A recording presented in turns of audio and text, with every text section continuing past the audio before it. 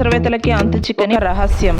అక్కడ శంఖం మహాశివరాత్రి రోజు మాత్రమే కనిపిస్తుంది. ఎంతటి ఎండల్లోనూ ఎప్పుడు ఎండిపోని నీటిగుండం. అది క్షీరసాగర మదనం జరుగుతున్న సమయం. కవ్వంగా మందార పర్వతం, తాడుగా వాసుకి దేవతలు రాక్షసులు అమృతాన్ని తాగి అమరత్వం పొందాలని సాగర మదనం చేస్తూ ఉన్నారు. కొంత సమయానికి భయంకర కాలకోట విషం ఉద్భవించింది. దాన్ని సేవించే సాహసం ఎవ్వరూ చేయలేదు. అప్పుడే మహాదేవుడు ఒక శంఖంతో ఆ విషాన్ని సేవిస్తాడు. ఆయన దేహం కంపించడంతో ఆ శంఖం జారి బీహార్ లోని బగల్పూర్ అంటే మందార పర్వత సమీపంలో పడుతుంది. ఆ శంఖం పడిన ప్రదేశంలో ఒక శంకు ఆకారపు నీటి గుండం ఏర్పడి సంవత్సరం అంతా నీటితో నిండి కేవలం మహాశివరాత్రి రోజు మాత్రమే ఏదో మహా అద్భుతం జరిగి గుండంలోని నీరు తగ్గి ఆ శంఖం దర్శనమిస్తుంది. ఇంకా అక్కడ క్షీరమదన సమయంలో మందార పర్వతంపై ఏర్పడ్డ రాపిడి గుర్తులు మనం చూడొచ్చు. ఇంకా మహాశివరాత్రి రోజు విభూది వేషధారి శంఖానాదం చేస్తూ ఉన్న శబ్దాలు వినిపిస్తాయని అక్కడ స్థానికంగా చెప్పబడింది. సనాతన ధర్మం పెకలించలేని పునాదులపై నిలిచిన